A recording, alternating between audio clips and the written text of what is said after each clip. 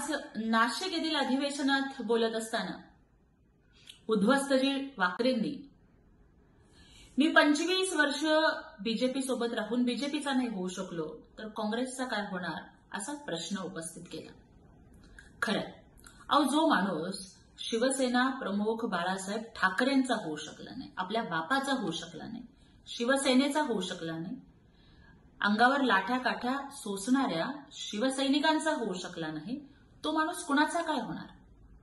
मी आणि माझं कुटुंब, मी, माझी मुलं, माझं कुटुंब, माझी जबाबदारी एवढ्यापुरतीच उध्वस्तजींची संकुचित विचारसरणी आहे आणि विनाशकाले विपरीत बुद्धीप्रमाणे त्यांचं होतंय।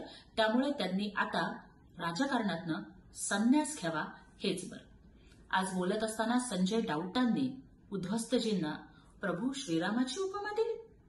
मग त्यांनी मला एका प्रश्नाचं उत्तर द्यावं की सगळेच राम विरोधी लोक तुमच्या सोबत कशा? ज्या काँग्रेसनी रामायण ही मालिका टीव्हीवरून प्रसारित व्हायला विरोध केला, ज्या काँग्रेसनी प्रभू श्रीराम हे काल्पनिक आहेत अशा पद्धतीचं ऍफिडेव्हिट सुप्रीम कोर्टामध्ये दाखल केलं, ज्या काँग्रेसनी राहुल गांधींनी आणि सोनिया गांधींनी राम मंदिराचं आमंत्रण नाकारलं, त्या काँग्रेससोबत तुम्ही कशी? राम मंदिराचं निमंत्रण नाकारणारे शरदचंद्रजी पवार, प्रभू श्रीरामाच्या आहाराबद्दल वेडीवाकडं विधानं करणारे जितेंद्र आव्हाड तुमच्यासोबत कसे? अहो, ज्यांनी कारसेवकांच्या रक्तानं शरयू लाल केली, कारसेवकांच्या वरती गोळीबार करणाऱ्या सपासोबत तुम्ही कसे? आणि हे सगळेच रामविरोधी लोक एकत्र येऊन या 10 तोंडांचा एक रावण बनलाय आणि तो आम्हाला या महाराष्ट्रामध्ये उद्धट वाकरेंच्या रूपाने दिसतोय। आज महाराष्ट्राच्या अक्काबाईंनी सुद्धा एक प्रश्न उपस्थित केला की राम मंदिरात सीता कशी नाही? मला खरं तर त्यांच्या आयक्यूची कीव करावीशी वाटते।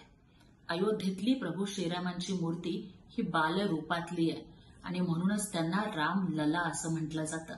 मग मला सांगा, बालरूपातल्या प्रभू श्रीरामांच्या मूर्तीसोबत माता सीता कशी बरं असेल? पण त्यांचा कधी हिंदू धर्माचा, संस्कृतीचा, पुराणांचा, महाकाव्यांचा संबंधच आला नाही।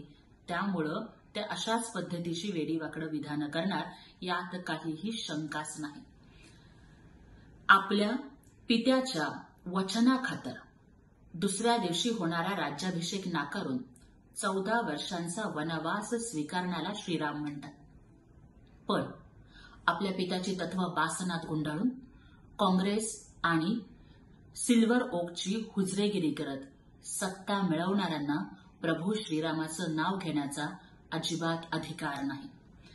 स्वतःच्या पित्याच्या वचनासाठी वनवास पत्करणारे श्रीराम, पण शिवसेना वनवासात गेली तर चालेल, शिवसैनिक वनवासात गेले तरी चालतील, बाळासाहेबांचं हिंदुत्व वनवासात गेलं तरी चालेल, पण मला मात्र सत्तेची खुर्ची पाहिजे अशा अहंकारी रावणाप्रमाणे उद्धव वाकरे वागत आहेत।